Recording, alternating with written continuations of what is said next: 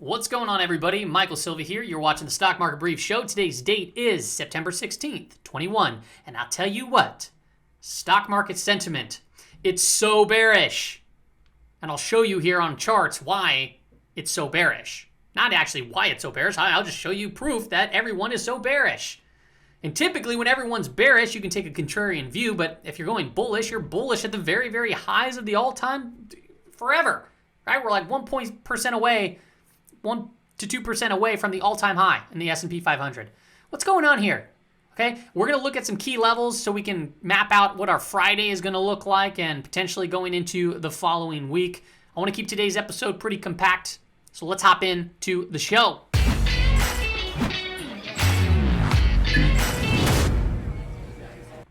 Yes, welcome back, everybody. We're going to start here with the market dashboard. Okay, now first and foremost, just look at the price action. This is the SPX. Okay, 1 day of trading, 2 day, 3 day, 4 day. We opened right here. We are right here right now. We are 1.6% from the all-time high. 1.6% from the all-time high. This week we have not done anything but chop around.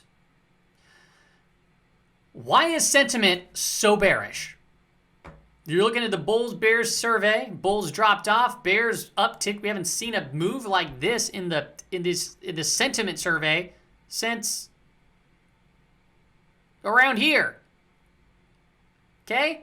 That was around all of this crazy, chop fest, probably right around the same, same kind of time frame, September, October, November-ish area. But we're like, we're not even down.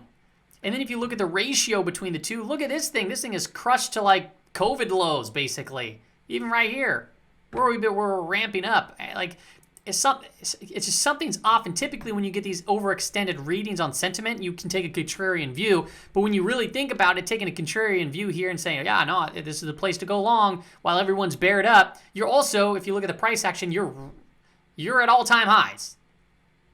And if you look at what asset managers are doing and the Ridex, where's money flowing? Well, I mean, they're bullish, right? So bearish sentiment, what are they doing? Things are still bullish. You look at the fear index, everyone's all feared up just based off of their model, okay?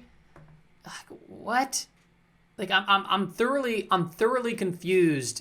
And it comes down to this. It's like, I truly believe that people there's a lot of fear because it's based off of everything but price. It's based off of countless narratives that are out there.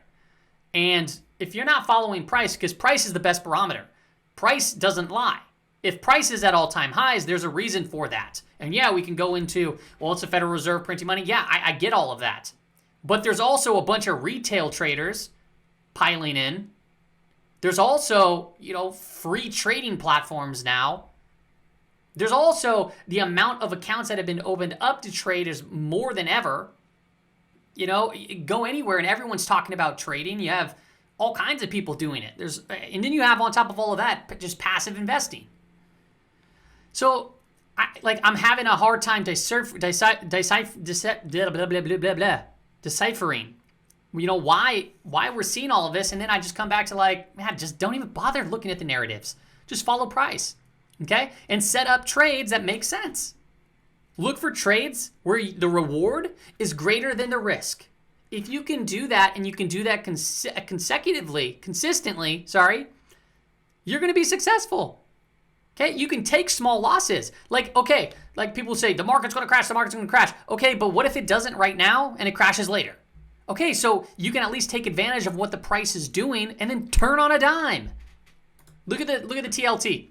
We called this out. Okay, we bumped up and now we're pulling back into this area of support. Is it going to head higher? I don't know as of right now, but when these hits these levels, when we get those spikes, that typically marks bottoms in the S&P 500. And now we kind of just been trading sideways here in the SPY. We'll get into the main time frames here shortly. And then the dollar. Look at the dollar move today. That's a gigantic green candle, but look where it tagged. The upper portion of this trend line that we mapped out the other day. And this, to me, looks like it's setting itself up for a Friday rally. Not the dollar, but the S&P 500. Why? Well, if we don't get follow through and it stays within this technical pattern, this could drop. And typically when the dollar drops, the S&P 500 projects north. Okay?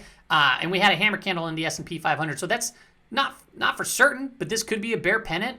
A lot of people are predicting that the dollar is going to fall down, and this big spike, this rate at which the dollar moved today, what did it put pressure on? It put pressure on gold. It put pressure on silver, okay, commodities, copper. All right, so those were the struggling assets, but we're also moving into Friday, which is the VIX Crush Friday. We'll see here in Quad, which all kinds of stuff going on, okay?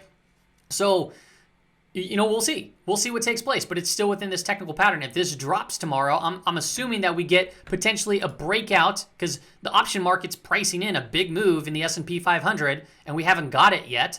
But if we start breaking above this, you know, this previous high, which is, you know, just under 4,500, or breaking below this low, 44.40, then we can probably get some more direction, more movement. If you just look at the stochastics, it's turning up right here. And we have a hammer candle, and every time it's bounced there, it's been bounced like, what, 8 or 9 times on the 50-day, and it just keeps on going up. All right? It's all kinds of crazy stuff, right? S&P 500 on the, let's go into the S&P 500. We're going to start with a 30-minute on the VIX. What did we say yesterday? Don't be surprised if it pops up and then starts doodling down, right? Well, guess what? It broke out, came right back down, then we get a spike into the close. All right, so it's been kind of trading that way. This could be technically another little wedge pattern right here. Or we can technically draw it from right here, down, and then this right here. So it could be actually, bam, and then flagging a little bit even bigger. So that's something to watch if we get some sort of really strong push. Volatility is pretty high. And, you know, if the S&P 500 is going to be going up, well, we need to see that VIX crush happen and start taking out these previous lows right at around 18, which is more than possible. So we'll see, you know, kind of how the market wants to, you know, what it wants to do in the future session, the overnight session, and also going into the cash open. If you look at the daily time frame, you know, we're cracking this down, and then, you know, the bulls have saved it, and the bulls need to make this progress. If the bears step up, well, I mean, that's going to be a big technical thing to take, you know, to just not like overlook. And the reason why is because the bulls have been holding and defending it for quite some time, just like the bears have been defending this resistance up here. And it's getting coiling. It's tighter and tighter and tighter. And, you know, like we've been saying, contraction could lead to expansion. And as everyone's trying to time a market crash or 10% pullback or 5% pullback or whatever the case is, I can tell you one thing. It's going to be super hard to time it, but you're probably going to miss it anyway. And, I mean, unless if you're in the trade and you keep moving into the trade, but chances are it's just going to happen overnight. You know, like we'll probably just get some crazy gap down or something like that, or whatever. You know, it's not a guarantee, but typically it's probably going to come, and it's going to come very fast. And it can happen both to the upside and the downside. If you look at like moves like uranium, right? If you weren't positioned and ready for the trade, it ran away from you. All right. So, I mean, things, you know, when things contract and they coil tighter and tighter, and when things break, it can happen. It can happen very, very quickly. Let's look at the 15-minute time frame as to why I'm saying that it could be a bullish day. Well, this could be an inverse head and shoulder, and I'm seeing this happen on a lot of the indices, but we got to wait. We got to crack the neckline. All right. And what did we say? Well, we broke out, and it was right here yesterday, and we said, well, that was a big run up. You don't just go long right there. All right, the price has to pull back and digest and move around and get above the 5-day moving average, and the 5-day moving average has to start curling around, and that's what it's doing right now. So good call there. It's still holding up as of right now. Can that change? Yes, it can change. Obviously, it can change. You got a plan though. Okay, so what if it does go? What if it does keep going up? Okay, well, what would be a good idea? Well, potentially if this is an inverse head and shoulders, and that's going to take it back up to like 454-ish. Well, then guess what? Play the breakout. You can do that.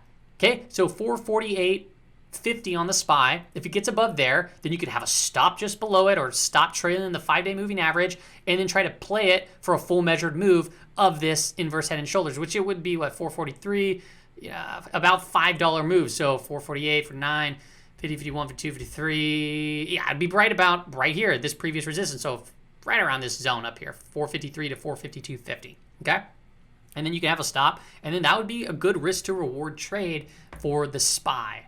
So that's what I'm looking for tomorrow going into the trading session. Now, also to note, like if you're looking at other stocks, it's going to help having the SPY get above 448.50.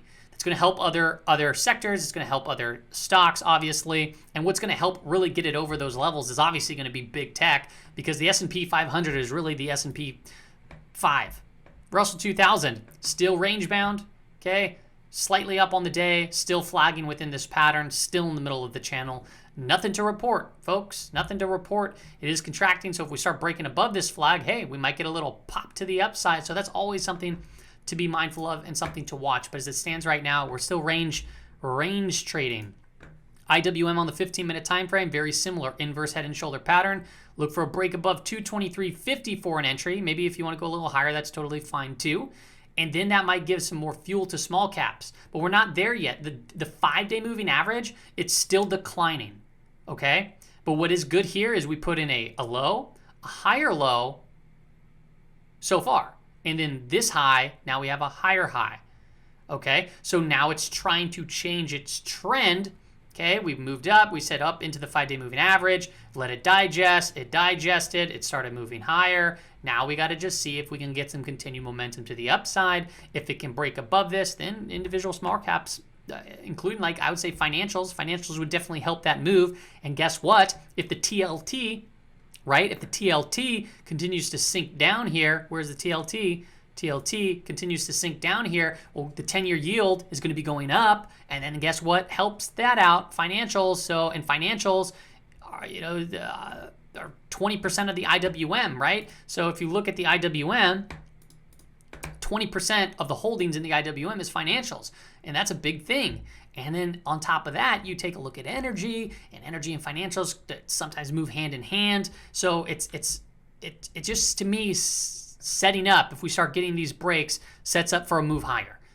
It just looks like that, but we need to be patient. We need to wait for it. And if we're wrong, you're risking a very little amount to potentially catch a large trade, or what could turn out to be a large trade. So it makes sense. Dow Jones, also, what do you know? An inverse head and shoulder pattern forming, okay? We digested its gain. We saw selling in the morning and then got bid right back up, this big V-shaped recovery for the day, okay? But take note. The 5-day moving average is still declining, okay? So you're seeing that take place. That means that as it flattens out, the short-term trend is then neutral. The trend right now, the short-term trend is actually bearish, okay? Short-term trend is bearish.